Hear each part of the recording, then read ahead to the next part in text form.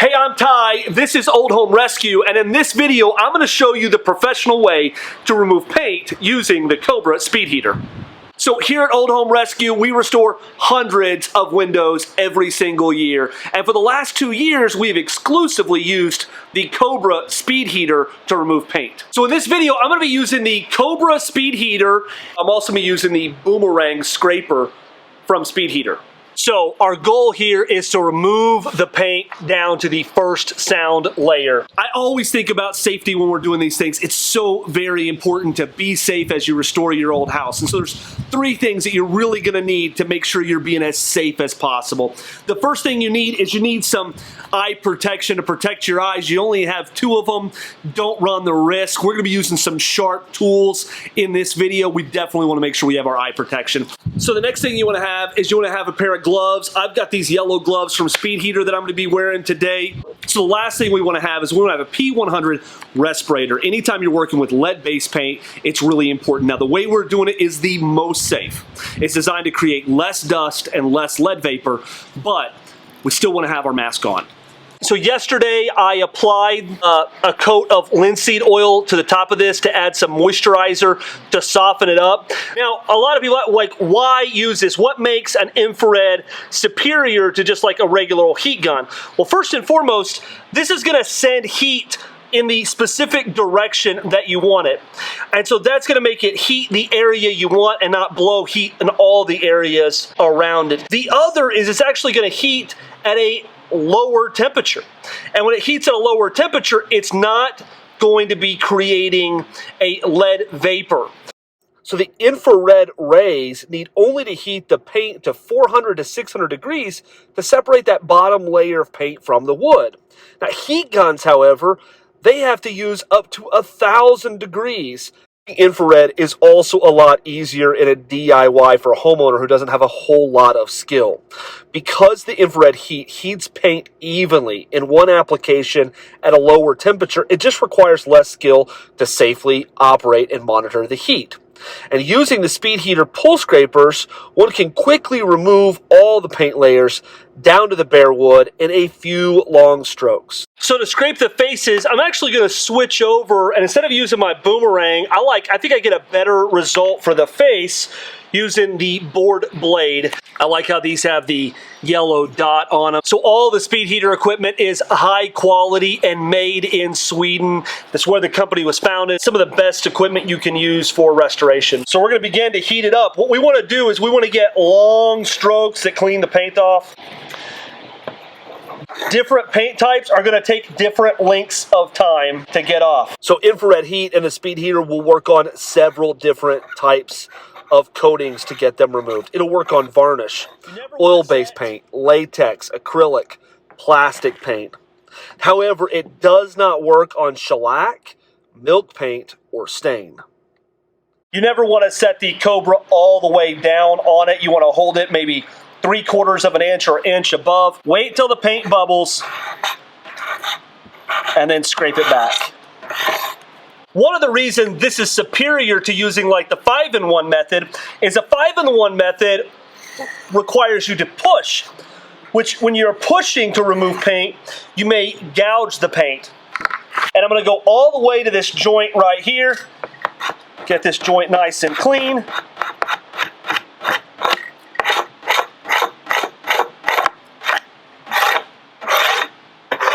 And then I'm going to turn my workpiece and work this way. Always pulling, always working with the grain.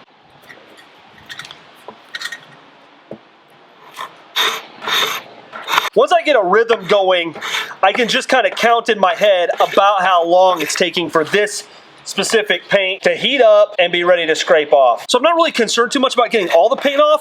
I just want to get that down to that first sound layer, get most of it off, and then it's ready for my new coating. So it's really great if you're doing this to get a clamp and clamp this to your workpiece.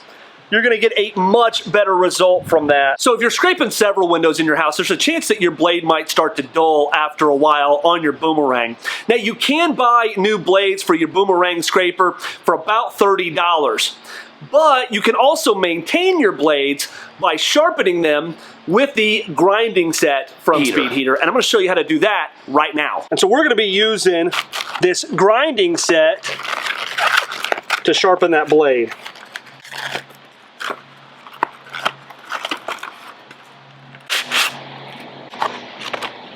So all we need to do with this abrasive sheet to sharpen the blade is the first thing we're going to do is we're going to remove the blade from the tool. Now I would recommend keeping your gloves on for this part because this blade, especially the boomerang, is dang sharp. It's got like some talons on it, so you definitely want to keep your gloves on. I used a 1/2-inch wrench to remove it, but you could use a crescent. We're just going to take the blade and this little plastic piece that comes with the grinding set, and it'll just fit right in there. And then on this abrasive pad, we're just going to work it around in a circular motion. This is such a great option to keep your blade nice and sharp. I think this blade is ready to use a little bit more. And now that I'm cleaning the profiles, I'm going to switch back to my boomerang scraper. Let the Speedheater heat it up.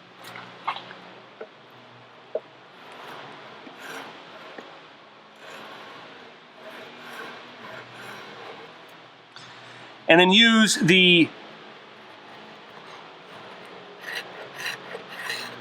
angles to clean the profiles up. So have you removed paint from old millwork, windows, or doors? What method did you use? Share your experience with the community in the comments below. This is what really is going to separate you from having an amateur hack job to having a good, solid, professional window restoration. One thing I do really like to pay attention to is these corners. You know, the corner, whether it's glazing or paint removal or painting, is really where you separate the amateurs from the pros. Because a pro knows that a good squared miter corner makes all the difference. And an amateur or a hack or a handy amateur, what they're going to do is they're just going to round that, whether it's rounding it with the glazing, rounding it with the paint, not paying close attention to get that paint out of that corner and make it nice and sharp.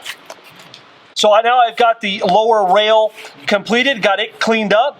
Now I still need to do my stiles and my lower meeting rail. So I'm really happy with the results right here. And now that I've done, I'm going to kind of gently feather it using just a sanding block here. When using a Speedheater, you can almost immediately start repainting your workpiece, your window sash, or your piece of furniture, because it's going to leave the moisture content right at about 10%, which is perfect for painting. Clean that corner up just a touch more.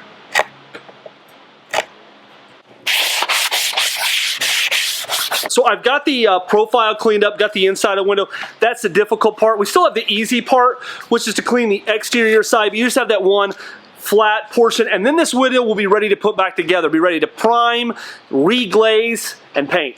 In most window restoration projects, before I scrape all the paint off, I'm going to first deglaze the window using the boomerang scraper, the Speedheater, the chisel with the roller, and the putty scraper. If you want to see me use these tools to remove putty, check out the video right here at the top. And until next time, remember, you can, RIY, rescue it yourself, and we're here to help.